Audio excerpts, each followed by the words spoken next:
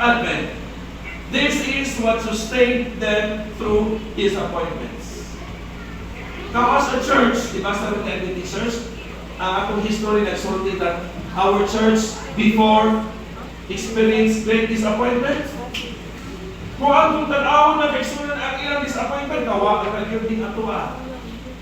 Na maligyan na sila sa tanan nilang mga gamit, yuta, mga kaptanan, ibiyaan na nila ilang balay, and they fully participated the message because they were believing that Christ will return. Right? That's our church history. We should know that. 1844. But then, nagpiksunan, pag-abot sa exact date, nag-iingon nila kung ano, tumubalik daw, but Jesus did not return.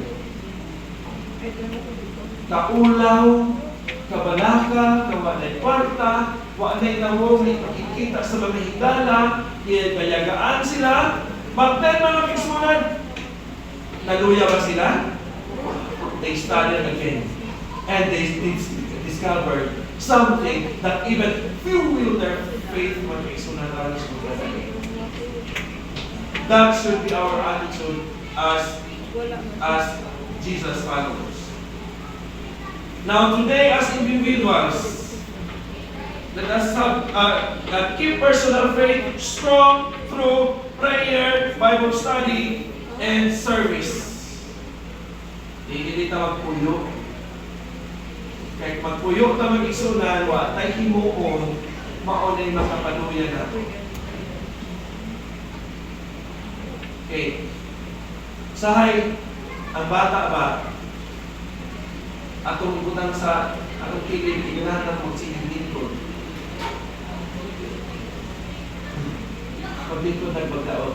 Because naturally, hindi yun na sila ganahan magpuyo. Na kinaalam na ay dapat himuon. Usahay mag-eksunan, himuon na itong excuse ang age. Pero kabalo po, this church is very active regardless of age. Pero naman ba na mupuyo kay himuong excuse ang age. Na mga kaigsunan, ang atong pagtuo, kinahanglan dili magpuyo regardless of age. Prayer, Bible study, and service. And be busy in passing on the faith to our children and youth intentionally. We are familiar with Deuteronomy 6 to 9, right? Bisag asa, magpungko, magdiklo, magdikla. Diba, umani po yung aning text?